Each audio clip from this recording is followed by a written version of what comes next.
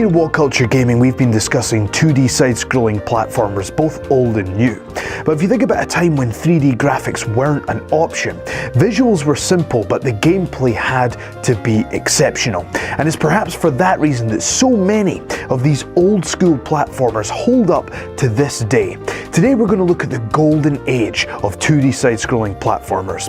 I'm Joe Hendry from What Culture Gaming, and this is the 10 best old-school 2D platformers. In at number 10, it's Super Ghouls and Ghosts. This is the third game in the Ghouls and Goblins series, and this is the perfect title for you if you're a hardcore gamer looking for an extra challenge. Because if you're tough enough to complete it, you'll find out exactly like I did, that once you get to the end of the game, you don't get that satisfaction of completion. No, you instead have to go all the way back to the beginning, do the whole thing all over again with an even higher difficulty level. But truth be told, that's a huge part of the appeal, because this game manages to balance charming visuals, solid gameplay, and an outrageous difficulty level to create a very addictive gaming experience that still holds up today. In at number 9, it's Rocket Knight Adventures for the Genesis or Mega Drive. This gem from Konami features our hero Sparkster, who is tasked with defeating a robot army with his powered sword and a rocket pack. It's a simple premise, but action is frantic and fast-paced with varied gameplay sequences. It's very polished, it's challenging, and there's tons of replay value. It is one of the best titles from the golden era of 2D platforming, and it perhaps didn't get its due by perhaps being overshadowed by a certain blue spiked hedgehog, who we may or may not encounter later. In at number 8, it's Wario Land 3. This is perhaps one of the most underrated platformers of all time, because Wario Land 3 is a fantastic alternative to the Mario series, and unlike Mario, you can't actually die in these games. But don't be thinking that that makes it easy, because if you get hit, it can be a huge inconvenience for you. Various different enemies will leave you with various status ailments, but that's part of the fun as well, because sometimes you need to change shape to progress to the next part of the level. This creates a very unique platforming experience with interesting puzzles that will keep you going for days. There's also loads of secrets in the game, so there's tons of replay value, as well as an interesting day and night dynamic that's unusual for a 2D platformer. Throw in some very strong mini games and you've got a fantastic and unique platformer in Wario Land 3. In at number 7, it's Kirby Superstar. This massive game is spread across 7 different adventures, as well as lots of fun mini games as well. So this overall is a huge gaming experience. It's a mammoth task to get through everything that this game has to offer. It features that trademark beloved Kirby gameplay with beautiful visuals that came at the end of the Super Nintendo's life cycle. We love it when developers go above and beyond the Call of Duty to give gamers as much content as they can in a release, and this game certainly over-delivers in that respect. In at number 6, Castlevania Symphony of the Night. Okay, first things first, we need to get over the debate. Is Castlevania a platforming game? We do understand the debate, but since a large part of the game does indeed involve jumping from platform to platform, we're going to say yes, it is a platformer, and a fantastic one at that. This was released in 1997 at a time where most developers were making use of the third dimension, but Castlevania decided to stick to what it knew best. Because of the cartoon art style, the game is actually aged pretty well, and whilst the game wasn't an initial smash hit, it picked up momentum due to strong reviews, and it now holds somewhat of a cult status. There's hundreds of different weapons and secrets to explore, with multiple endings that all add depth and replay value to what is arguably the quintessential Castlevania title. Number 5, Donkey Kong Country 2, Diddy Kong's Quest. Here at What Culture, we're huge fans of the Donkey Kong Country franchise, and whilst we've previously praised the advancement in gaming, particularly the graphics that was achieved with the original installment, if you're talking about the straight up best game that you want to go back and play, we feel the Donkey Kong Country 2, Diddy Kong's Quest is the way to go. This installment improves on the original with more varied gameplay and levels, and they've also expanded upon the importance of secret locations and the mini games that all complement the core gameplay. It's fun, it's charming, and there's loads of secrets to discover. In at number 4, it's Mega Man 2. This was released way back in 1988 for the Nintendo Entertainment System, and it still stands as one of the best, most solid platformers ever. We see Mega Man, our hero, going up against the evil Dr. Wily, and there's 8 stages with bosses. Now, the cool thing about Mega Man is that after defeating the bosses, their signature weapon becomes available. This impressive improvement on the original Mega Man came out just 1 year after the original, and it features intense gameplay and boss battles, polished presentation, an awesome 8-bit soundtrack, and just the perfect difficulty level. Don't worry though, Also, for anyone that really wants to punish themselves with the game, there is an increased difficulty level. There's also non-linear level selection, and the different choices of weapons for each level just adds another element of depth and fun to this amazing title. Number 3, Super Metroid. This game is still regarded as not just one of the best games of its genre, but one of the best video game experiences of all time. And it's not just one thing. Every detail has been taken care of in this game. It's the music, the deep story, the environments, the ability to upgrade Samus throughout the adventure. There's a level of eeriness in this game that you just wouldn't think would be possible in a retro 2D platformer, but Super Metroid really excels in building an atmosphere. The levels really feel alive with so much to discover, and there's impressive boss fights and non-linear gameplay that really makes you feel in control of your own adventure. This is about as immersive as a 2D platformer could ever hope to be, and we understand there's a similar debate with Castlevania about how much it falls into the platforming category, but for the purposes of today, we feel we need to give it the nod.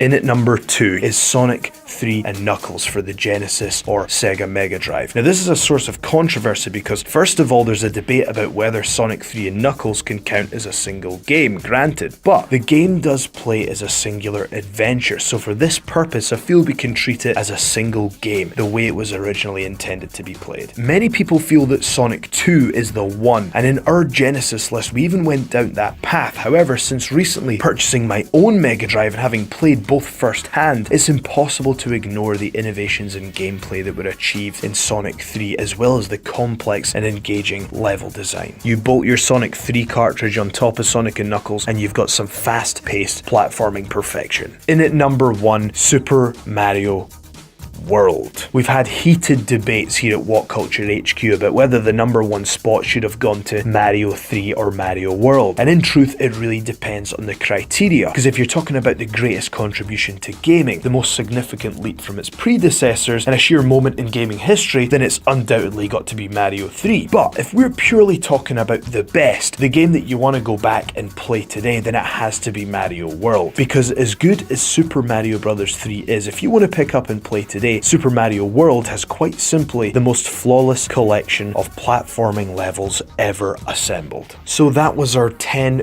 best retro 2D platforming games. Do you agree with us? Do you feel that Super Metroid and Castlevania can be classed as platformers, or are they their own Metrovania games? I've been Joe Hendry, and if you want to follow me on Twitter, please do via @JoeSHendry. Also make sure you like, share and subscribe, and let us know what you think in the comments. Thank you for watching, and I shall see you next time.